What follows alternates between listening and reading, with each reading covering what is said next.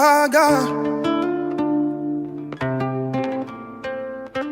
Je vais faire l'essentiel pour comprendre comment toi tu m'aimes. J'ai voulu interrompre l'histoire qui s'écrit entre nous. Non mais est-ce que je vois ce que je fais? Je devrais t'accepter comme ça. T'es la lumière de ma vie, maman, on te choisira. Toi qui fais battre mon cœur, t'es l'amour qu'il faut pour moi. T'inquiète pas, on est déjà bien comme ça. Et t'as les bangos, t'es baillé, on est déjà bien comme ça. T'inquiète pas, on est déjà bien comme ça. Et t'as les bangos, t'es baillé, on est déjà bien comme ça. Bébé, bébé, bébé, on est déjà bien comme ça. Bébé, bébé, bébé, on est déjà bien comme ça. Bébé nanga sakuro, ouais, komisanga atama na yo. Bébé nanga saliwa nanga. Nandimi na kofa, bébé nanga palola. Chérie, je mets le cadenas. Je deviens sourd quand ton corps me fait ce qu'il faut. Vivons cachés, tous les deux pour être heureux. Non. Dans un épisode complet, Colombo-Naté, Kobaki-Sadel. Ma problème te supporter. Nabolingo matata, yesana gâté. T'inquiète pas, on est déjà bien comme ça. Et t'as les bambos, t'es baillé, on est déjà bien comme ça. T'inquiète pas, on est déjà bien comme ça. Et t'as les bambos, t'es baillé, on est déjà bien comme ça. Bébé, bébé, on t'aime, bébé. On est déjà bien comme ça. Bébé, yonde bébé, olingo bébé. On est déjà bien comme ça.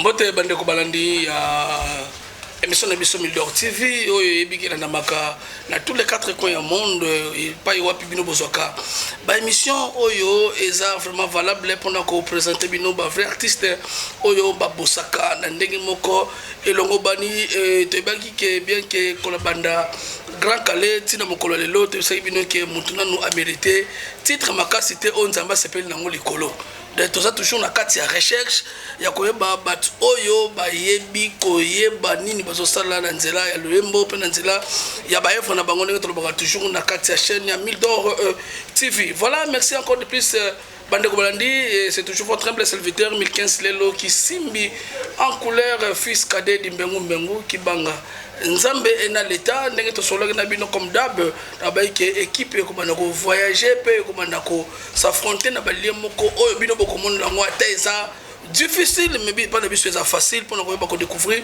la vérité peu ba vrai sens il y a ba oyo ba yebi mosala na bango et à une grande surprise dans hôtel Sebio déjà lelo naza liboso il y a grand baoba il y a professeur Congo central oyo aye à vivre na biso mais bato ba kokaki ko comprendre gaz en côté hein il y a tilo mukaka ndenge tolobaka na monoko na biso ya mboka donc gaz esalaki neti moko bunga kokima mpe lelo na mwa moma oyo toza nango bato baflashe biso bayesi biso ke lukela biso ye na ndenge ya mystique ya fourmi. Et voilà, c'était bien là l'artiste musicien J Milito Melankampe mwana ya mboka République démocratique du Congo. Ça la fierté dans tous les quatre coins il y a République démocratique du Congo, mais biso mingi base na biso et sa province il y a Congo au central. Et voilà, du fait que ça makambo Congo central toza na rien il y a ko cacher Serbino. Et voilà pour ça toye ko ça la bino musala po toye ba peto tuna est-ce que réellement ezalaki kaka ya biso to ezalaki ndembo ebeta maika na ndenga fédération pe ekimaki nango na mboka mususu. Mais voilà, nazanga moko te na équipe technique mobimba ya Mildor TV tozo relancer et puis no déjà ba flash ya ba oyo bazo immortaliser image ya pourquoi lelo a commencé par le DP Joachim Mavinga immortel dessin animé Tente Malunga o baboka na étage à métropole tina masse téléphone kaka bebaki yenzote ekufakite. Voilà, laissez comprendre que mutu babaki na métropole téléphone ekufi mais nzote ezaka mobimba c'est que azanani. Et c'est par là na relancer les sous merci na directeur technique Galvi mona mayele 6655 boutons mandé pendant 30 minutes o azopesa biso mayele et ya makasi na niveau technique oyo baza associé na DPA Jeko Mobali ya Pembe. Et merci encore de plus na bilan de kola bopesi biso makutu po na koyoka artiste et musicien na biso J Milito Melankampe l'homme du roi autrement appelé couronne sans forcer to solo na ina ndenge moko ya propre. Et pourquoi pas bon moni na oto zo likolo to kitine na se po boyoka message oya ko biso. Merci encore de plus to solo la ndenge to zala bino. Ouais l'artiste J Milito bonjour. Bonjour biso to pesara. Toujours et certain vraiment na Congo central nyonso oyo na minito ya omteza na centre ya Makambongo parce que je suis ici na kati ya Matadi depuis un bon moment pour nos vacances en provenance bien sûr de Paris. Toyaki Matadi pour quelques jours mais to prolonger parce que ça siège na biso base ça bakoto. Alors et certes, merci beaucoup. Merci encore l'artiste J Milito. Mais ce qui m'a de commis en passant, c'est que aux associés, ils sont des tolobandés, on a pas de bandés, ils sont des tournants. Non, ils ont boulot ou bien ils ont des boulot, ils ont bien on a nous posons les bisous surtout au légué les bisous kaka. T'es na légité? Oui, bi ba sortir son asali. Je reviens toujours dans la Matadios. Parce que Matadios ils allaient base ya likambongo. Donc orchestre relais Santa Spirit Band et banda na Matadi na 2018 ba témoin baza banda awa j'avais pensé que il fallait quand même qu'on ça extraverti ouvrir horizon et qu'on ça la plus promotion à groupe ango parce que nous avons beaucoup travaillé na Matadi en coulisses. Alors il fallait milieu où ils allaient propice pour la promotion makasi c'est Kinshasa. Comme en France, c'est Paris. Donc, ils allaient bon.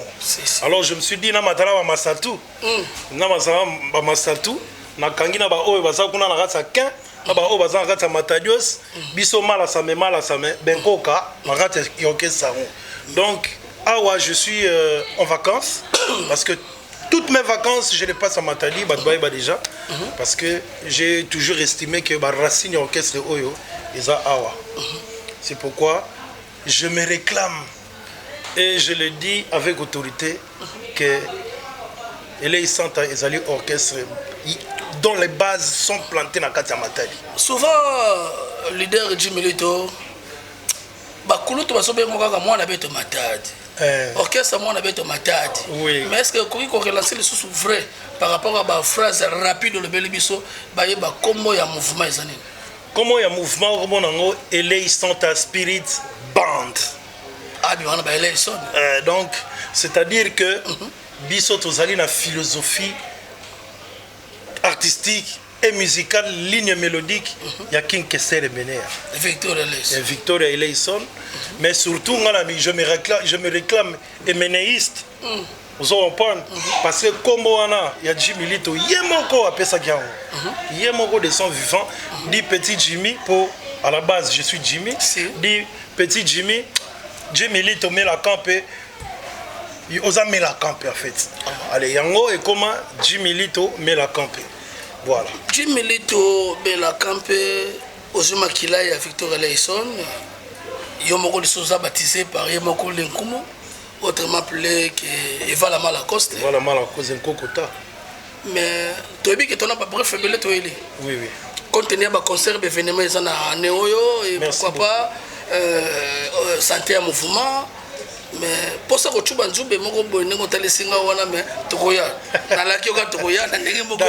dit ya kitoko makasi pour to lukana to chana no super pondo so mama imai pondo Alexaga Badi boni santé mouvement ba musicien de big routine en Kinshasa ba msusu bazana kati Matadios na la ndanga ngo lobeli mais ne ba osangisi bango charge wana et santé na ngoza ndenge ni santé na ngoza bien parce que batuloko la bino boza qui viennent nous assister en matière de communication, déjà grande communication, sa contribution ma casse pour l'orchestre. Alors j'ai toujours dit qu'il faut toujours respecter les médias. En tout cas, santé allons bien, musiciens mususu. En fait, biso to sala brassage. Ba maso bazaki na talent na bango awa, na ba o bazaki na kin to brassa bango. To tia siège social na kin na ma campagne, na station ma campagne BTK numéro 2. Donc groupe Ezakuna bureau nango nyonso ezali siège msusu ezali na kati ya Vitry sur Seine na kati ya Paris qu'on appelle bureau de Salima kala te bureau msusu pe zobima kaka pona orchestre oyo na kati ya Joburg. Donc avec ya Pichon Ndongini o nazui kutu occasion ya repesa eserta na kati ya Joburg. Voilà, merci encore de plus. Leader na biso santé mouvement ça va? Oui. Mamno sozo tamola kitoko. Est-ce que ezana lianzi moko te kwanzi mouvement po bozala na kati ya ville Matadi po tika Matadi mwakala otiki Matadi mwakala est-ce que ça na nzoko moko te akoti ali pardon lianzi moko te koti na musape nzoko oyo ezosenga mo mokusane déranger grand monde oyo ekita vraiment na kati ya mabele. Oui, toyaki ngana yaki plus précisément pour nos vacances. Maintenant on a eu pour nos vacances, j'ai saisi l'occasion à travers ba master nangai ba collègue nanga mususu parce que oyo bazaki nazalaki na bango na monde de déclaration ils se disent mais finalement yoza awa obeta te il faut beta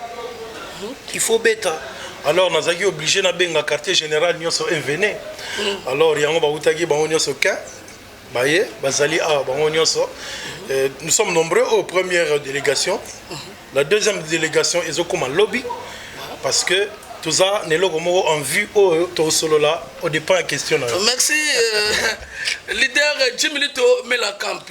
Melakampe, tu es là côté Chuma. Ah bon? Pour Toya, on a pas vivre au Toyo Kaka. Pour tout ce monde, on a Billy Nabiso, on a Keti. Lui là, c'est Kester. Voilà. Mais ce qu'on doit pas. Est-ce que Yomoko s'est formé pour ça la kin Kester et Menea? To eza selon. Racine ndenge so lingola da lignée o bibela na système ya balula o koteli wana bongo ko bima na ndenge moko boye pesa biso no maila ngoza no nini eza ke mwana ya question beni. Excellente question. En fait déjà timbre à voix na je l'ai depuis que je suis enfant. Si. Depuis que je suis enfant et puis soto koli na ndaku na musique ya King Kester na Tabule Hiroshiro. Ce qui fait que tous avons qui déjà depuis petit enfant qu'on fredonnait déjà genre la mélodie nae. Tant on a joué dans l'internat pour dans l'internat tous avons petit demi, on se voit l'écolo mais ça au kiti boyo yo emba yo voit qu'est-ce que alors comme Azara qui paye idole langa alors je l'ai embrassé.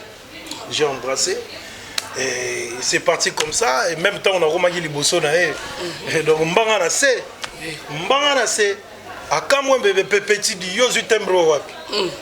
Bino ezala di yo zutembre na wapi ozo mbabwe ponga na za donc abaki yango aki ko baptiser bi di petit tika Jimmy Lito tu es un Melakampe ezali combo ya ezali surnom ya King Kester. Donc quand il dit que Jimmy Lito tu as du Melakampe donc tu as du Kester en toi. Explication claire détaillée yango wana yango bomonaka vieille moko andima pona nini chant on a là qui chant a été interprété. C'était ma propre chanson. Mais dans ma propre chanson, le vieux se retrouve. Oh, mais voici Gemi, donc vous êtes mystique. Comment il y a un chant, mais il y a un donc c'était. Mais comment vit Jimmy Lito? Oui, bien que Eva Lacoste a vu vraiment artiste Miss Belé. Belé, oui. Attends, mon orchestre P Belé. Mais il y a mon rôle de son vivant à gérer peu artiste Belé. Effectivement. Mais aux vivre comment moto ya bimi na kati ya peloton te. Mais azala parmi ya bateau bazo l'idée quand même idée ya Melakapi. Comment pouvoir wana dazo baté donc ça secret moko bima familial ou bien ça ndenge kaka yo elaki. Non secret. Donc moi je suis déjà né leader. La preuve na beta na orchestre moroté. Na outi na orchestre moroté. Donc ngana bimanga mo donc ngana zalaka d'abord ce qu'on appelle des paroliers chanteurs. Donc son amoni orchestre bino na quartier, na pesi bino chant. Na pesi bino lead. Karabongo parce que en ce moment-là, ngana zaki na ngo scruter ba studio na zaki na ngo ba studio. Nazo kene boulot parce que je travaillais en même temps. Et puis mais c'est après que j'ai pris vraiment le taureau par les cornes. Je me suis dit non, affaire en mona même affaire en mona même parce que ils allaient parcours moko ya hasard. Tango ba de temps vieux les kokota daé ba vieux na ngam ba découvrir nga ba masala nga ba poupon l'autre que je salue et pas une Victoria. Mais on a masala nga pesa vraiment le roi vieux donc faut la présenter et pas joli baki amène donc les gars qui question. Donc ce n'est pas un hasard tout aussi na king kesser tout est na joli Moubiala ou bien joli Moubiala baki amène dans une peu moi formation en soirée kuna. Donc on a évolué après en tant que parolier chanteur et conseiller privé. Mais après je me suis dit bon on a un plan. On dirait vieux baningo barré pour toujours. On a un plan. Alors on a sali na banda qui philosophie l'éménéisme. La philosophie, il y a que respecter les principes et préceptes de la science des ménères. On a fait beaucoup de projets et gloire à Dieu, nous avons eu un producteur et un manager. Le producteur n'est personne d'autre que l'ancien producteur de King Kester, Lolo Mutsima, qui est notre producteur à Paris. Yemutu à rendre possible Makambo. Oui, j'ai produit Lolo Mutsima, étant qui est grand producteur, et pourquoi pas les bonnes œuvres, mais donc c'est moi qui m'en s'appelle moi sur yo azobota mingi bana bazol ba français a ebsenga que na bingi na la première question oyo ko sala mo moké na lignée ya famille Victoria. Oui. Est-ce que question ezala la lolenge oyo ozo vivre comment na bana obabimi na kati ya vie et mener oyo teza biologique. Oui, mais oui, c'est musical. Bon, il y a certaines personnes qui ont approché Ranga, qui ont presque chaque jour, qui ont un point de vue par rapport à style na zosala. Ba misupe ba na coin na bango. Mais na évité ba coin na bango pour leur conviction. Je condamne personne, mais il faut dire que donc 60% il y a bana artistique, je parle des enfants artistiques, pas biologiques. 60% des enfants artistiques du King Kesser, tout travail en collaboration, même de loin. À Paris, certains étaient venus me voir. Donc voilà. Attention, exemple, on a ma génération, on peut parce que Mélancamp et les Noirs Kromambo. À travers la vague, il y a une génération. Oui, ça c'est vrai. Allez-y, comprendre sur Total Olympia, sur Total Bercy, sur Total Zénith.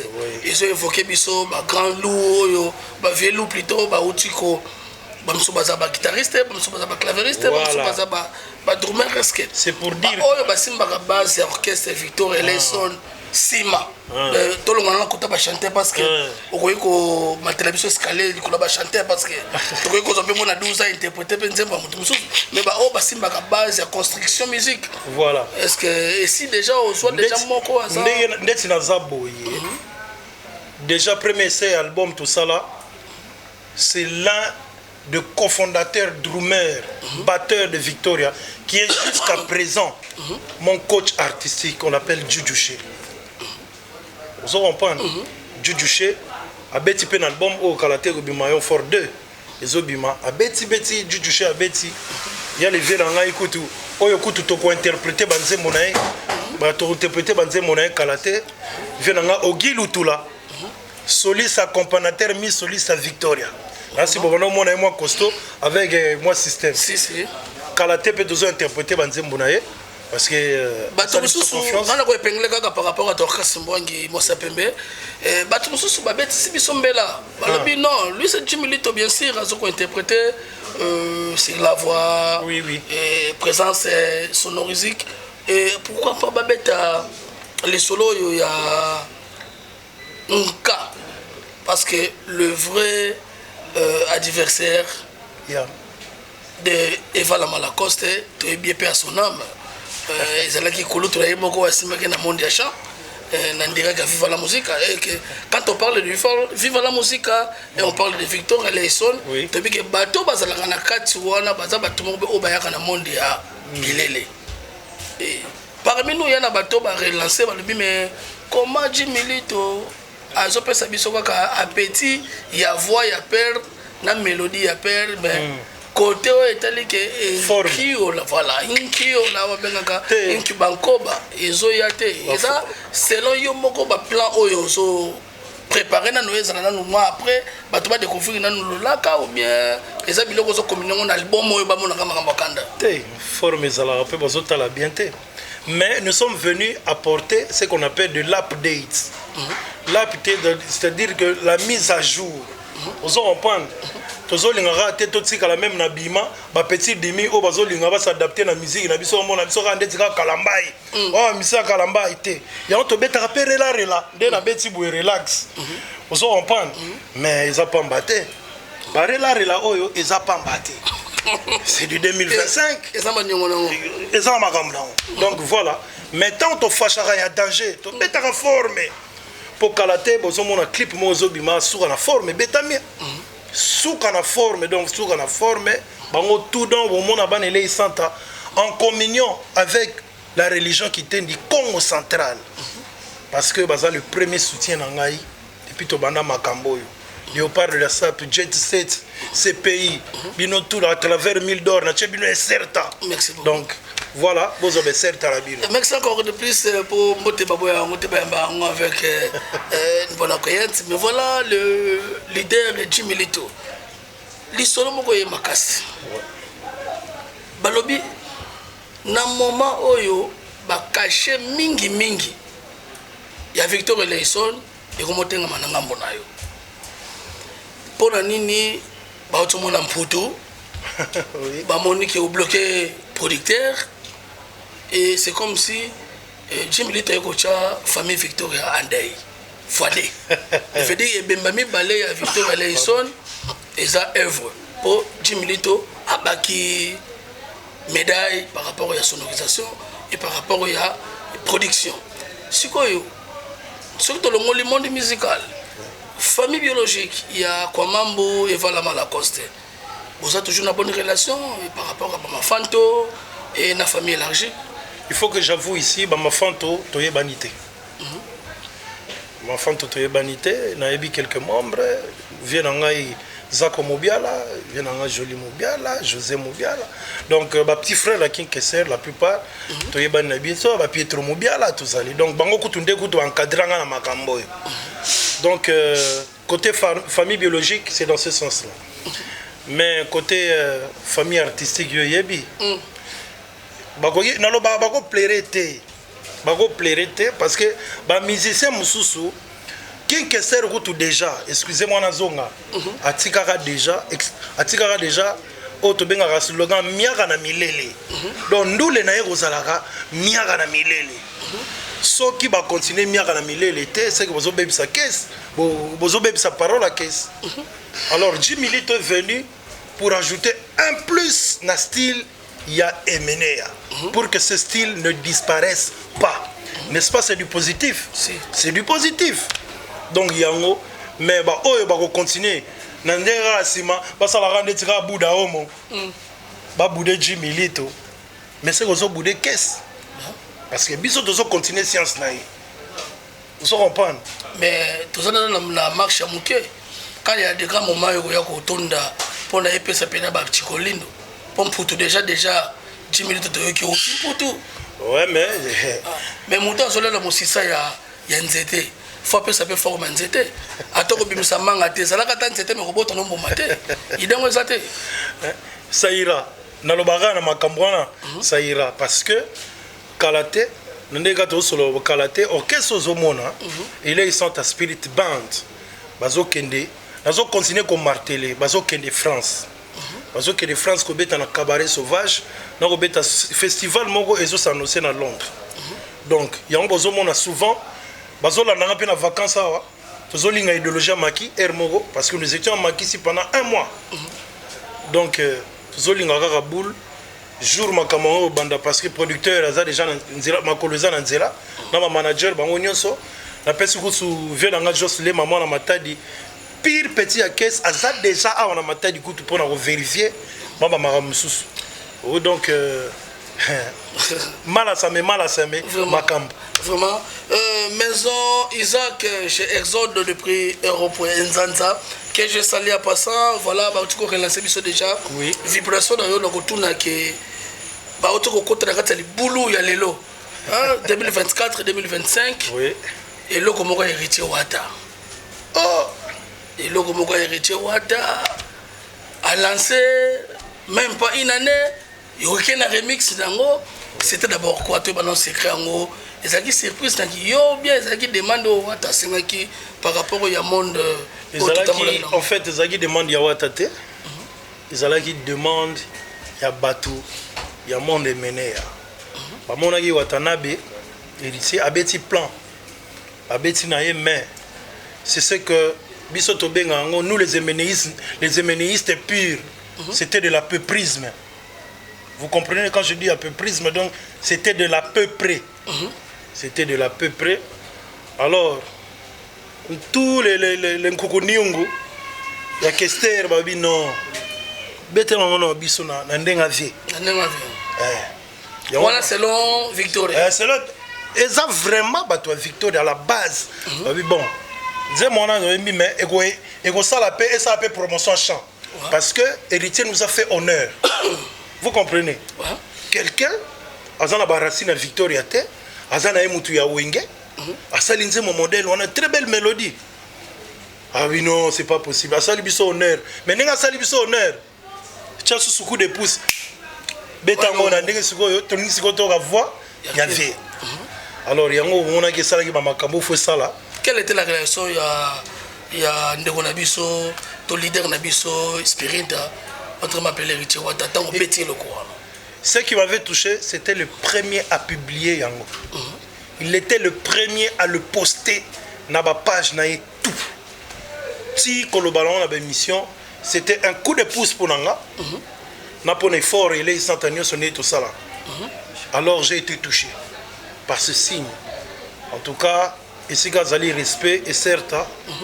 Donc c'était le premier qui a publié. Ça veut dire quoi? C'était un sentiment de satisfaction à son endroit. Si. Donc à ce pays-là, il y a un publié.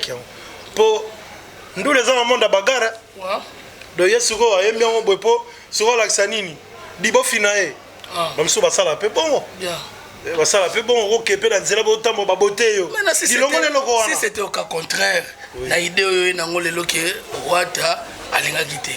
Si c'était le cas que et tombaki que a refusé par rapport à la pensée au salagi nango et que a poursuivre yo. Au salagi na bateau bazala ki ba sport ba parasol oyo ba salagi na sima mokongo pour défendre yo Jimilito. Bon. Je ne pense pas aussi que quelque part quelque chose de contraire allait se faire.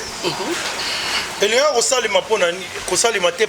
parce que lorsque vous faites un cover, parce que on a dit cover, ou lorsque vous interprétez, par exemple, on interprète Nzembo, il y a 1000 $.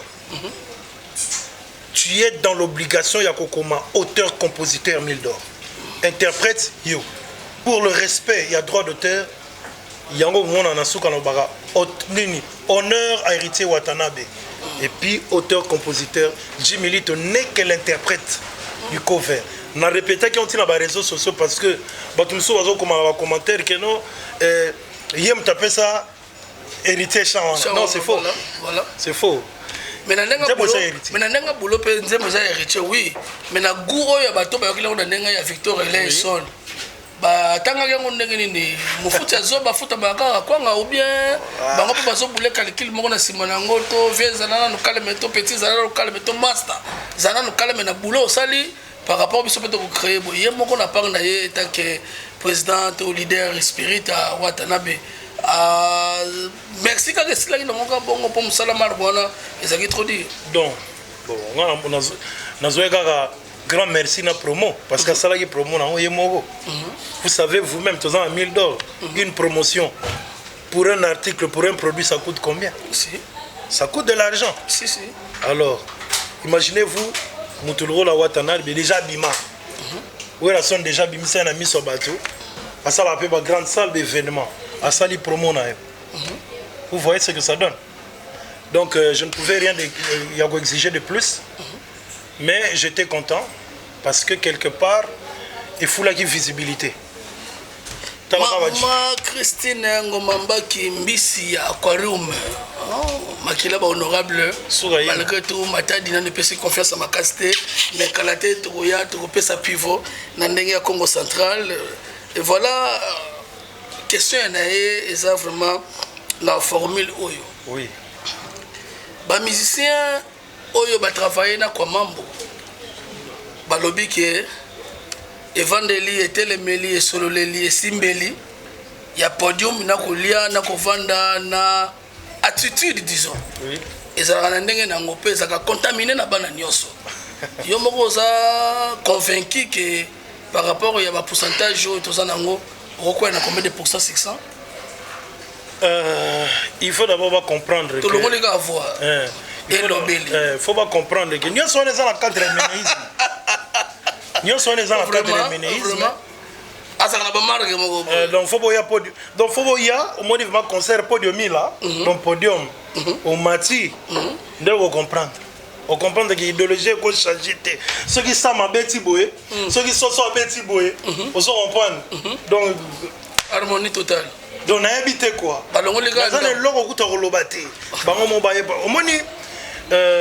Expression gestuelle. On appelle ça de l'expression gestuelle. Ils ont la carte ménéisme. Ils ont accompagné un sentiment, une fioriture. Il y a un zembo. Il y a marque. Mon style méné. Il faut que vous bongo. Il faut que vous bongo pour sentir kota. Pour vraiment sentiment de joie et kota. Mais ce que vous avez mango qui mutu. Donc maman trop. On est allé boto sur la monquée pour na couper ça moi mon pépé kota na kati régime pour ya mutu ya eza makasi boye. Tout le monde ba na recherche tabulay ba poursuivre ba mise mo mingi ba yembi papa na bango na sima masolo. Oui. Tout le monde ba na ya Empire Bakuba oyo ya leader na biso père son nom mais pépé Calais. Bana ne balandeli bato ba interpréter mon ba quelques brèves ba quelques phrases ba quelques timbres ya ba texte ya papa na bango et tout le monde est belé m'a dit le système ne parlons pas et pourquoi pas Lutumba Simaro même et voilà yo moko zo se reprocher que un jour bana moko ba révolter na talent pe carrière pe façon c'est la papa moko boye atikaka bango mais bazo gagner rien sur domaine ya Victor Eleison, je m'en vais le dire brutalement que c'est du moins sérieux. Oui, c'est du moins sérieux. Donc, père Atike Loko Oyo, au moins temps où biso tobota artiste, nous n'appartenons plus à nos familles biologiques. Tokomi universel, tokomi mondial. Musique nanga gobeta kuna na Sri Lanka. Nous avons interprété, c'est-à-dire que j'ai immortalisé Natiki œuvre pour la utilité publique. Aucun artiste a koufa a dit dans testament que non, bateau royé mara vanze monanga, eza bana onga na boti et tout. Non. Œuvre musicale, ezali ndakuti. Eza ndakuti tonga qui avec 4 chambres, ce qui nini. Oh, moi la tel, mutakozwa tel. Non, l'œuvre musicale doit rester immortelle. Donc lorsque quelqu'un interprète ton papa, à susmentionner bien que auteur-compositeur Pepe Kale, Ntesa d'Alliance, Joski, yo rego funda e mawatro. Donc yo lingo baré papa na o. Fodé. Si kaba œuvre ça la fierté na bino. Si kaba œuvre. De toutes les manières, quand quelqu'un est mort, il est impossible na kene kozwa mbongo ya droit d'auteur ya king kester. Impossible. Mais na mystique formé à mon ba caché boko ya ka payer moulai. Caché Ezoya en tant que Jimmy Lito et Elei Santa Spirit Band. Parce que Elei Santa Spirit Band Azan na banzembo vraiment ébélé. Azan vraiment la banzembo ébélé. Et lorsque vous allez venir dans nos différents concerts, vous allez remarquer que on zembo yo via emangote ya biso. Mais toujours dans le même style. Tous en banzembo ébélé. Nous interprétons King Kesser pourquoi? Parce que ils ont le rôle là aux autres catholiques, au nom du Père et du Fils du Saint-Esprit. C'est impossible. Aux autres on parle. C'est impossible. Merci encore de plus leader Jimmy Lito. Voilà, bana ya Belvedere, bana ya Nzanza, bana ya Kapu, bana Belva. Veut dire ngambo ya Mvuzi. Et c'est que chambre forte ya Mama Christine Ngomamba Kimbisa Aquarium et Simbisi na maboko ya Kitadila et baza premier belé ba Joe et pourquoi pas et Sika Evandi ba héritier Wata parce que na globeka question na bango. Oui. Voilà ça ba ba bimisa dikane moko. Et certain na bango. Et pourquoi pas baza wane belé na ba China Rambo autrement appelé le robot baza pena ebelé et Pichen Soda Makasi M23 c'est tout question où tu pas naie. A tout ni biso boye to tuna Jimmy Lito. Mulunga matadi na ba œuvre matadi fike comme bimisa ba certificat na ba cachet na ba honneur ya bato ba yebi boulot yango te ki mission ke ndeki chassa libela ozala résider kuna tote sokite okimaki omiyebi soko kimaki te na ba oyo ba yebi basali makasi na sima na yo natanga ba komba ba artiste ba kimisio Nandenga faute. On a un grand prêtre à chant. Grand prêtre donc de Ligodzinga, grand chanteur, bien formé. Et ça musicalement, je suis un monstre. Donc bango ne baro kimanga. Oh peut-être ozolo bana. Matadi toko kimangote. Nous avons décidé yako mema boulot na biso ne sika basala ka promotion bien. Et sika basala ka promotion bien. En France, et si que ça la promotion à culture, c'est Paris. Na Congo RDC, c'est Kinshasa. Donc nous devons aller à Kinshasa. Na Kinshasa, nous avons facilement un vrai mécène qui nous donne de vrais contrats. Vous comprenez? Il faut admettre qu'à Matadi, il n'y a pas de ce genre de mécène. Oyo qui peut venir comme ça à lobby que non, les autres peut s'abîmer caché, il y a 10 000 à 3 000 balles. Azati. Alors on s'est dit, au lieu de travailler à Bongo, Bouké Boye, les musiciens, les transport dans tous les sens. Non. Il faut tout ça, il y a sérieux. Jazz, donc, Pangala, petit José. Ce sont mes ambitions. Na poussé plus loin. Si je n'étais pas à Kin, je n'allais pas voir Lolo Moutima. Je n'allais pas voir toutes ces personnes, je n'allais pas voir le vieux Mouzito, je n'allais pas voir le vieux Guinouani. Bango tout, dans le bango té. Tongo bet ambassade à Kenya té, tongo bet ministère ya jeunesse té, RTNC mamange biwana tout. Tongo bet à 4 fois même ligne té. Donc nous avons des mérites qui a fait en sorte et boti contrat. Je me suis envolé pour l'Afrique du Sud, je me suis envolé pour la France. Donc Black écoute tout. Donc, ça veut dire que c'est mon ambition. Donc, on a raison à port. Jimmy Lito, le Ménacamp, le bien boy à son rapport. Contenu à boulot d'ailleurs, contenu à son rapport d'ailleurs, contenu à ambition, plomb. Voilà. Mais pourquoi, vu la Matadi, comment il bosse professeur Congo Central? Comment est-ce que vous avez la chance de repousser l'idée to ba savoir faire na yo na ba autoritaire moko parce que surtout plongera mingi na ba homme autoritaire parce que bangonde ba baza na facilité ya kopesa pivot na ndenge to lingela na monde musical. Est-ce que otali ça qui déjà ba projet na yo na bato yo bazoka mo bitukulu bianza ba refuser na bango yango c'est que la bongo on se révolter dans le monde capital tout ndenge ni. Soko moni le bibongo c'est une excellente question. C'est parce que depuis Tozala, nous avons formulé tina kokota na ba chemin administratif nyonso pour Marambo et Simba aucun succès. Donc Tozoa a ta réponse. Et puis si kabiso de Robeta base na biso zaki une émergence plus c'est pas Jimmy Makengo le chef coutumier vous en comprenez connaissez quand ce sont les autorités de ce pays qui venaient souvent meilleur mécène à professeur voilà donc bah autorité a bien bah on venait malgré boudé ba mécène basate nani na bengi bango ba mécène était pourquoi ce sont des gens peut-être qui peuvent avoir des moyens mais qui ne sont pas des mécènes parce que le mécénariat c'est un autre monde mais à d'autres trophées hein. Entre autres faits, mais mécène professeur. Mais il est l'un parmi les autres, il est la rareté. Vous comprenez? C'est la rareté. En fait, depuis Assaliango, qui a emboîté les pas? La place au Seka.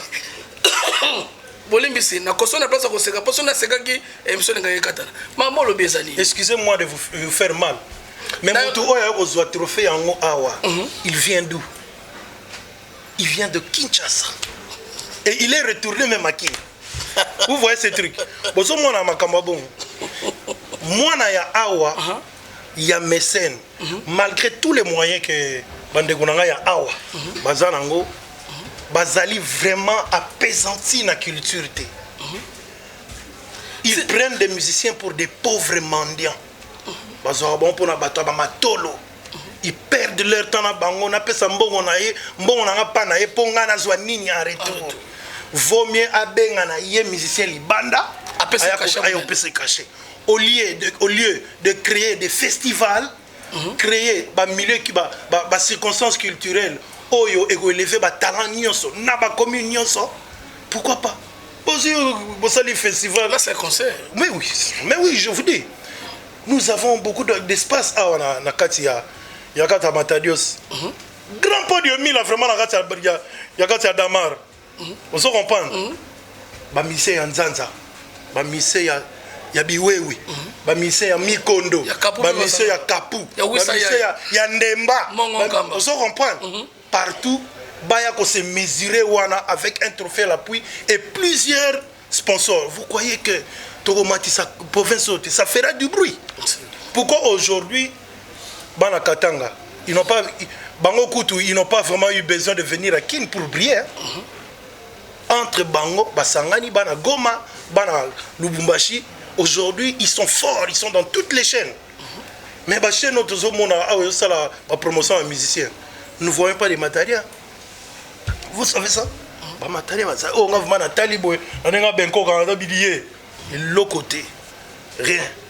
Pourquoi nous n'avons pas de vrais mécènes qui sont derrière, qui peuvent mettre... Déjà, tant aux autres, c'est là, on a $1000. Ah, $1000. On a déjà. On a 1 million jaune. Leader Jimmy Lito, tout ça, qui est départ derrière. Au vu, il faut pas le matin de Moulaï. Au bossé, vu Moulaï, puis on a vu des matins de la professeur Congo Central. Tant que les musiciens, on a vu professeur Congo Central, on a présenté ma œuvre. Les appels d'orchestre, ils ont un jour sur la télé, ils ont un banque. Ils ont été. Ils ont été. Pourquoi ils ont été? C'est parce que moi j'ai amené une autre philosophie. Et ça, les magawate. Ce qui est dans le domaine, il y a prédilection. Par exemple, il y a Betara Salsa, il y a Betara Salsa, il y a Betara style tel. Il y a Betara Wanatsuko, il y a Bagara Homo. Il y a le roi qui a mis des fois, on a des fois. Mais moi j'étais le seul. Oyo amemaki emenéisme awa et puis ezali musique ya blague te ya passe. Attention tout ça là je peux citer les noms s'il y a pas moyen il y a ce que boy non pas boy bon koboya je sais pas ce qui n'a ébiété na rondima po nani na koboya pe po nani na lo baka na ebi na ngaete oko sala na idée ya Stella Mwaka ya Scola do Canto. Stella Mwaka za vie nanga. Vous comprenez? depuis Kalamba Esther Mwaka ayaka na système ya interpréter papa et moi je crois si papa et moi na batana na biso wana bonga wana c'est yana na trop na déclaration to bana ko tala na mbangi avant de beta wana to éviter bon à un moment donné na ki ko mona na kin na bana viva mais na mona resouté mais la minute en attend hier zo sala baba kambwana bis ngana zana na ba studio na nous de la consultation orchestre était vous comprenez. Donc je ne peux pas naya na lobake non orchestre na ngezaki ye a refuraté il y a bandaki déjà na kuta bango awa ba banda déjà ba makambo mais même surtout dans la même promotion mais il y a aussi la caisse. Moi je fais du Victoria, je fais de l'héménéisme, lui fait du Viva. Oui, ils en ont pas Moko, ils en ont pas Moko, mais le style est vraiment différent. Tout ça très différent. Merci encore de plus pour nous la sincère, il y a représenté ma œuvre, il y a savoir-faire, il y a collègue Nayo, c'était la boaka. Pour votre information, à 5 minutes, c'est vrai, qu'à place aux matchs d'artistes, c'est habité, bon, ça continue, on monte au côté, on a bengo, parce que on a la capitale et tout le monde. On a entre parenthèses. Si vous déjà attendez, artistes et musiciens, autorité les soumis, si je peux épingler quelques titres, il y a des leaders, il y a professeur Congo Central, pour opérer ça par rapport à Yopé la campé. Pour nous donner potalaka malgré la visibilité aux hommes na bango na niveau kin mais après na matadi ya momo tel c'est biso moni pe bazo bunda na bango il y a certaines personnes au goût to kenatina ba répétition na bango par amour de la musique na pilix ça en temps dit jeune mozo répéter boy tokei totali nous applaudissons si c'est du bon nous applaudissons ce qui a comité mina qui otobombi parce que sur ce que ça vraiment professionnel bah il y a artiste msouté na misobatu et puis bah le baraté m'était awa et c'est impossible na le bagayer azabo ya kokina oti non ce qu'il fait en sala befort et befort wana zo sala c'est déjà bien oyebi na kata matadios oyo po aux en équipe o ezali fidèle na yo ezawate ezawate. Parce que awa okobing ça peut artiste bon répéter jour à concert ba kimi ba yete ça c'est le défaut ya ba musicien belé à matadi système atsumbiri kwanga donc il suffit ka ba bise donc concert robeta il suffit ka ba bise na led ya kuna no zo répéter ba ko cha panier ake kuna donc bazana problème il y a stabilité mo incroyable ce qui fait que ils ont quitté ça, on a amateurisme à haut niveau. Merci. Mais hier, c'est quoi yo? À structure orchestre. Bah tout vraiment, bah ça, bah musicien, quoi. Vous comprenez? Bah tel m'a rappelé, bah là, tu peux bah uniforme. Donc bah zombie n'a pas, bah zombie m'a pas, n'a si mal leader, bah super, bah voyager, bah qu'est-ce que ça, bah fort dans ça là. Donc on a qu'à dire bravo. Merci. Voilà. Merci pour qu'on présenter déjà, bah félicitations on a na autorité.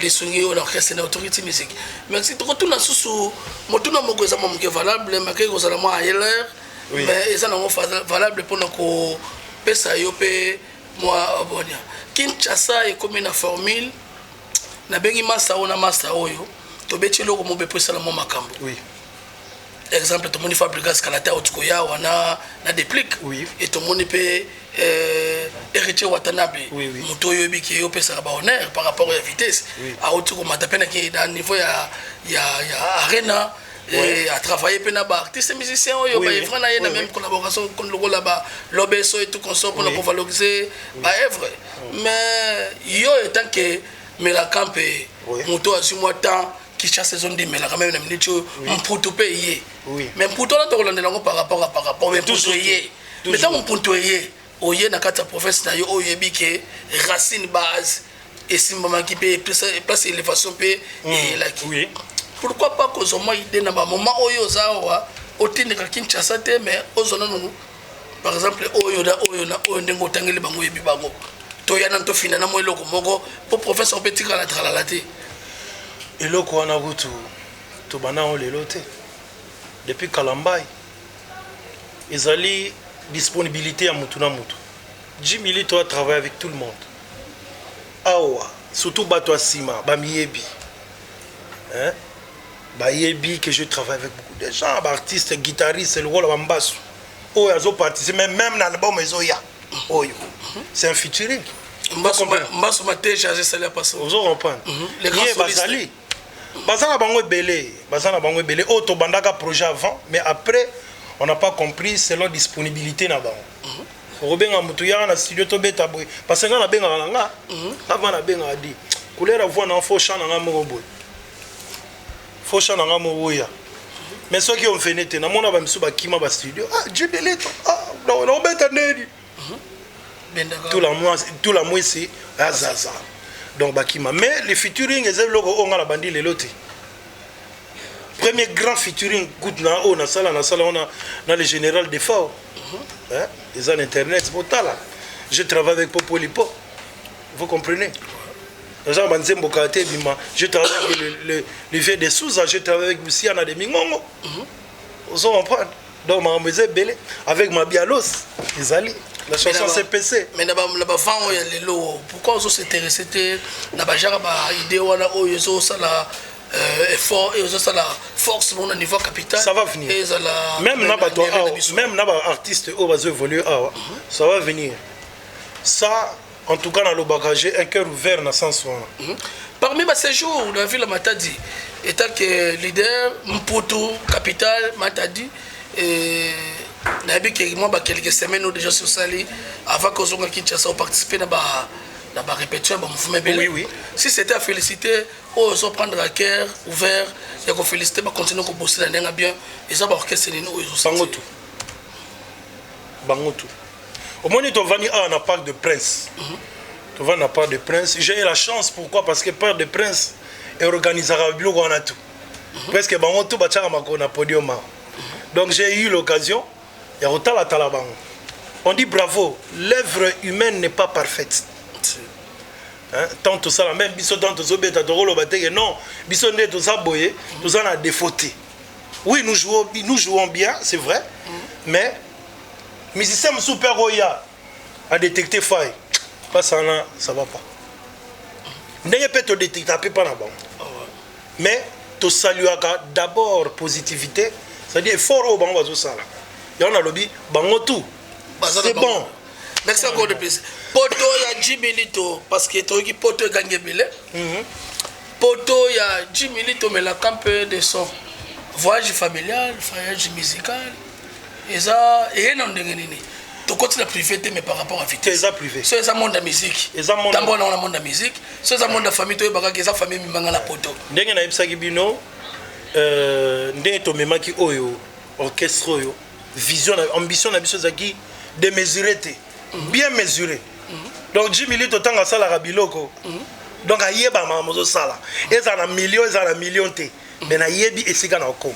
C'est-à-dire nous avons conjugué beaucoup d'efforts to makin, to imposer combo, to imposer orchestre pour ba marcher et ce qui a fait que marche tobimisaki awa maxi singlement tobengaka maillon fort où ils a toujours na vente ya ba plateforme nyonso mondiale yango moto salaki que non la maison de production Pactol où il y a président Lolo Pactol France parce que KLATP Pactol RD il y a RDC Zali Pactol France et kenaki ko décrocher les biso contrat na Cabaret Sauvage de Paris, ce qui avait fait que Tozoa rendez-vous en ato qui ne s'est présenté physiquement.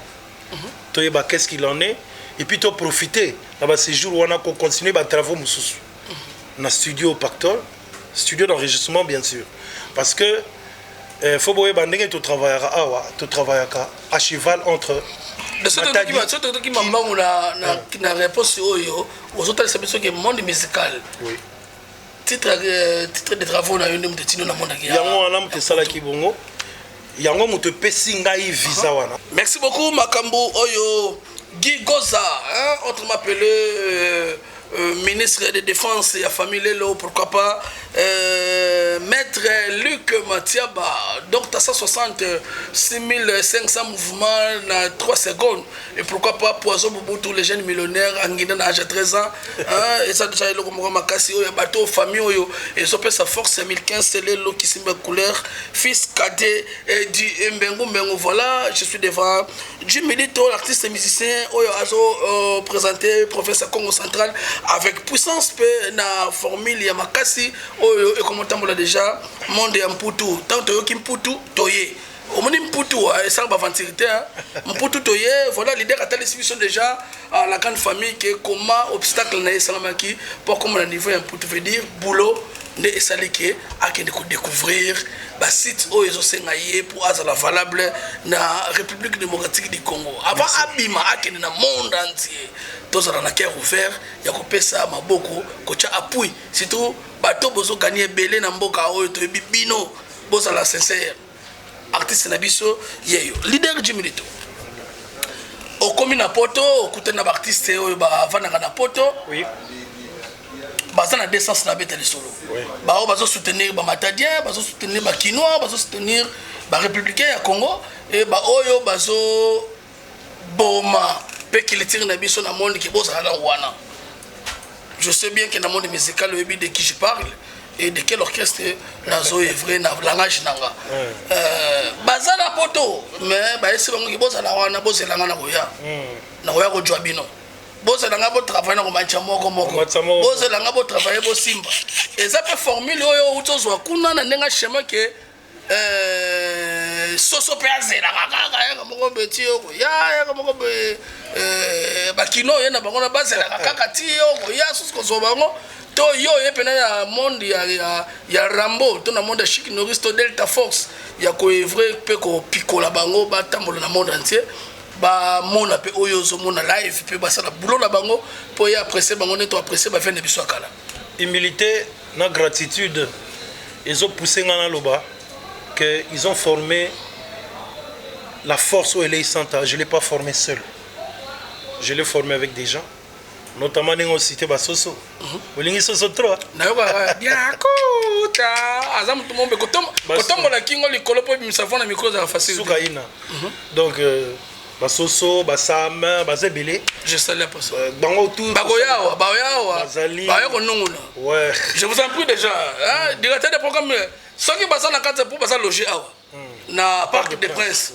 awa non swezali na Parc des Princes bala musana tama 3 à 4 kaka bala na sima pour confirmer que ton matadi donc affaire les actes to rodie na bango tout o ezali elei sant ezali 10 millilitres mais la camp et elei sant spirit band.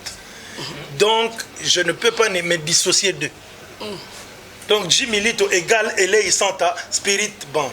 Biso to ça ba leader mo côté depuis au vana na odon benkoka au vana soki wapi otine la rabatu ba $100 bani te bango tout ba kene ko vivre mi qu'il y a onengeza il faut ba fungola ba tête na bango il faut ba découvrir faut ba la décomplexer par rapport à l'environnement musical ba ye bango ndengeza la po ba misusu pe ba odina ba musicien kuna ba ba set mato ite 40 zolote bazaka ndenge biso to za to sala ka d'effort to so bunda mala same benkoka tina kata parigo wo donc dès que zo mona bango boy ils vont partir déjà dans lobby yango dans tous les médias bakokende ngana zo songa Paris dans quelques semaines ils ont faut dire dans un mois presque parce qu'on a début septembre faut na kenena bongsana baliser terrain pour 15 jours tant on a revenu boy bakeno donc elle est santé qui donc au bêta et tu repères ça sur date précise par rapport à d'ailleurs ça déchargé par rapport à bateau baso tika kibeka di banga ngengele la porte inzo muyibi bika kuiza donc zalaka wana tina koya ngana okeno caisse ngana okeno caisse je le martèle parce que au moni caché na biso to sala le repé baninga azo caisse ngana ami qui li ba accompagner excusez-moi mais pour ngai ezali un peu impossible. Pourquoi? Nous avons lié des racines et des esprits ensemble non caisse là. Vous comprenez? Marobeta na bango bien. Ah nani ah grand guitariste ça bête bien. Marobeta té par rapport bien kagaté. par rapport ya oyo to bandaki na nduli ana na kata matadios parce que oyo to bandé nduli na kata matadios yene vraiment ebiki nkulu à faire si donc il faut l'amener avec idée positive mais apparemment batale c'est biso que bon complexe muke lataka oui bino ba leader matadien bino ba leader à Congo central bino ba leader ya Kinshasa so bo moni ki poto moko yé faut comme journaliste à côté wana zala so ki poto yé événement na yo faut que média moko niveau qui chasse et après ça le reportage ce qui moi qui poto yé moi visibilité yé de fait dire comment on net kaka si ko zala ki comme na maka kalabubi dituka kana leka wana nganda ya fona ngani masake lamba na odiaka donc na babulu wana pourquoi esprit wana bon nga siko na makambo na ngana Madagascar na Madagascar na tiki na Afrique wana donc na la marque na ngai si je trouve que le boulot est bien 1015 azali si pourquoi pas 1015 c'est sans flatterie si je découvre si ko kaka na uti ko saluer ba compétence na yo pourquoi pas en parler peut-être le bon ndinga kuzulengi ndinga nkunde lungu avec nkulu dimba oui il faut toujours avoir mutu moko ya terre ici comme makambe bandi pour na ko expliquer les gamans bien et puis ko expliquer on a ki Congo parce que elle est sorte seulement dans monde ki Congo bien na nenga faute si na triba te mais ezaka la vérité elle est sorte dans universel les c'est pour pas et en partout dans le monde balandara biso tozora même na base moko na Mexique c'est lekelanga donc toza na base na Mexique na Canada na Montréal en tout cas docteur Moussassa déjà basala fan club auto solo chaque jour donc ça dit que ça ngweke partout dans le monde mais bazana mituna ba que OK ça ne salema boy et ça le rôle le Victor et Salema Nanjili non si et Salema Nanjili et ko émerger na bandal d'accord et ça le roi biso OK c'est Salemi na kata Matadios plus précisément la commune de Matadi na Solis donc on promettre déjà que bana mai no surtout ba continuer toujours linga pat juga ba mona makase yena singa seke kwangela mami blague. Merci encore de plus. Vraiment, avec votre autorisation, chers téléspectateurs, nous avons un respect. Il y a démontrer comment tu as découvrir l'artiste musicien du Milito de Menacampe, immortalisé. Qui est mené à Kwamambo et Vala Malacoste, Nakatia Villamata déjà pour vous surprendre ce qui est comme le programme. Voilà le 1er août déjà. Bana Matadi Nyonso, déjà comme Nazori Lasebino, message à Makasi, beta propre, abi, relax, c'est pas naïle kaka. Koufou n'a fait mon nenge kaka, mon nenge, soso, kimara, likolo, biloga Makasi. Ata obeti relax, Ouya, Nakatia, village Chaudron, et c'est qui remet sa Makasi Zali, Doza Wana Bino ensemble, déjà le 1er août Oyo.